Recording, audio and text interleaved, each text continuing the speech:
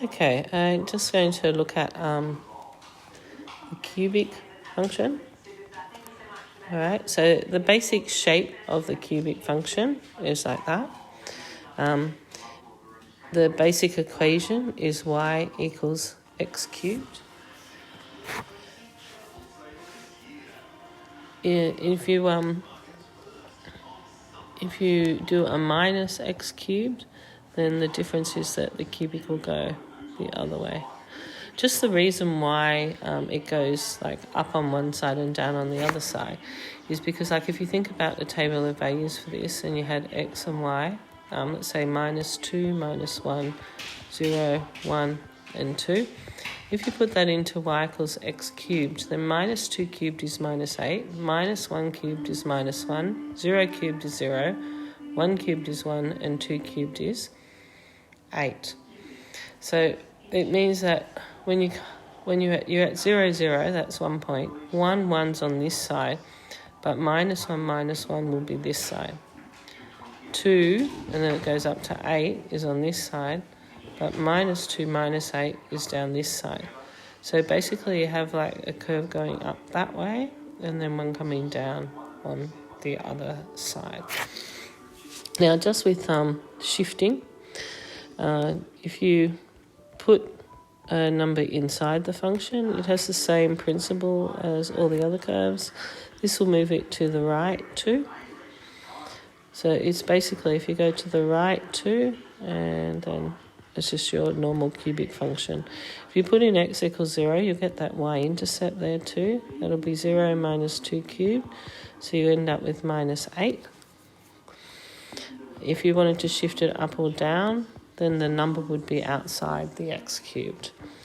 So if you get this one here, you shift it up to 1, so it looks like this. And I might just get that x-intercept there. So the x-intercept is when y equals 0. 0 is x cubed plus 1. -1 equals x cubed. And then you cube root the -1. So you get -1. Okay. Now with this, you can see all of them, these cubics, the domain and range, is like all of the x's. Like if you look at this, it's true for all of negative x and all of positive x.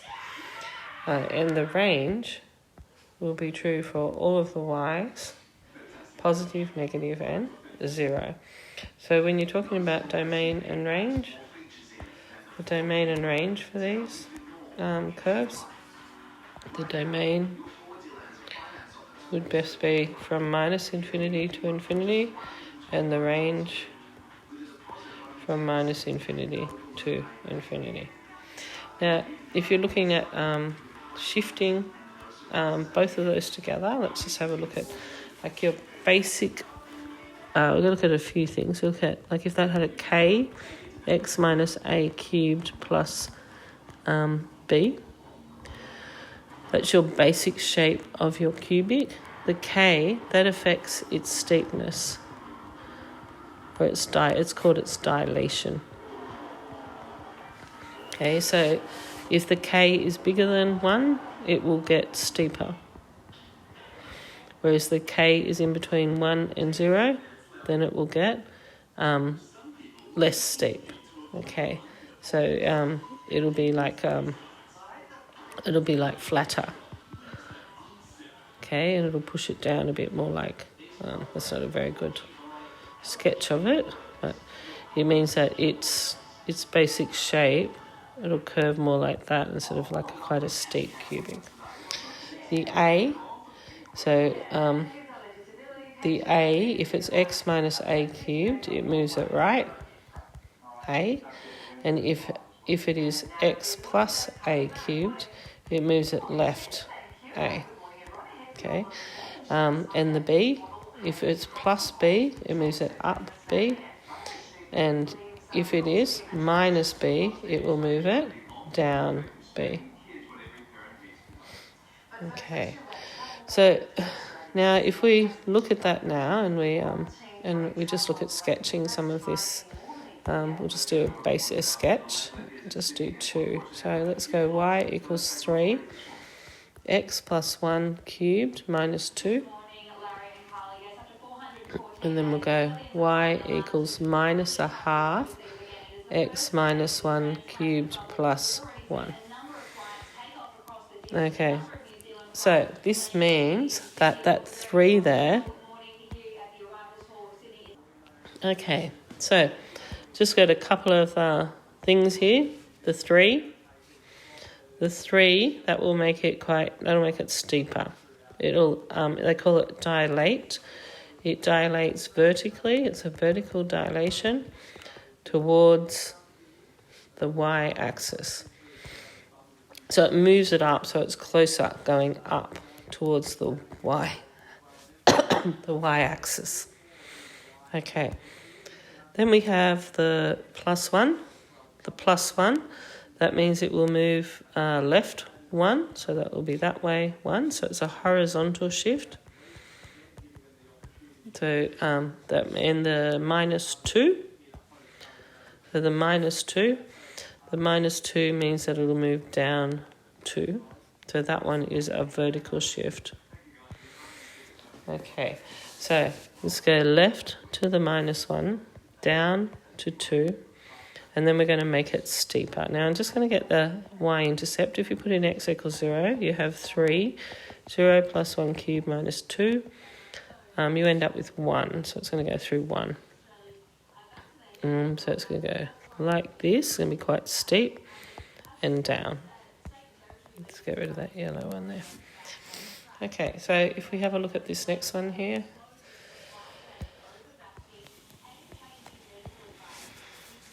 So the negative just means that it flips it.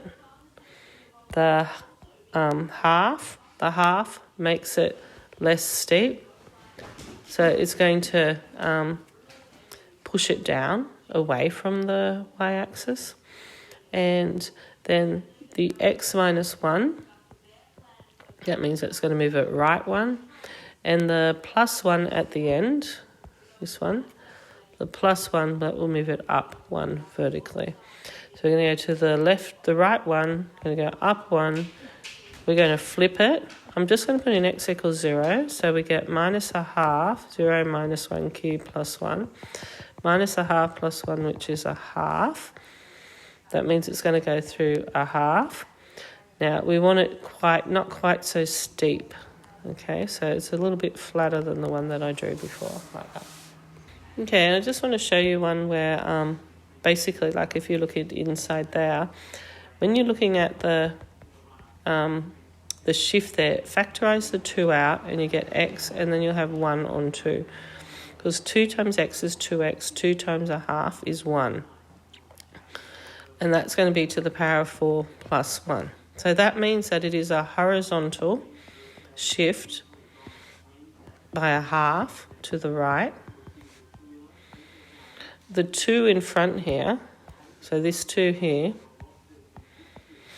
that 2 there, that will affect the dilation or the steepness. It will make it steeper. So it makes it steeper.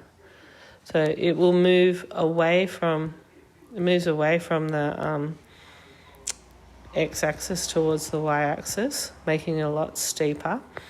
Because, and then if you look at the minus that will flip it, and the 1 that will make it go up 1.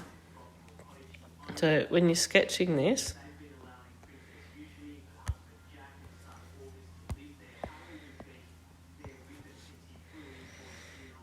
with 1 minus a half. So you go a half to the right, and then you go up 1. That must be up 1. I'm going to put in x equals 0. When x equals 0, we're going to have minus 2 times 0, minus 1 to the 4 plus 1. So we're going to have minus 1 plus 1. You end up with 0. So it means it's got to go through there. So it will... Sorry, my mistake here. I should really make that a 3. I meant to make that a 3. So that's a 3. So that's a 3 because it's a cubic. So when you put in x equals 0, that ends up being plus 1, so that's 2. And that makes a lot more sense. So where it is 2 is where it'll go through, and it's going to come back this way and down.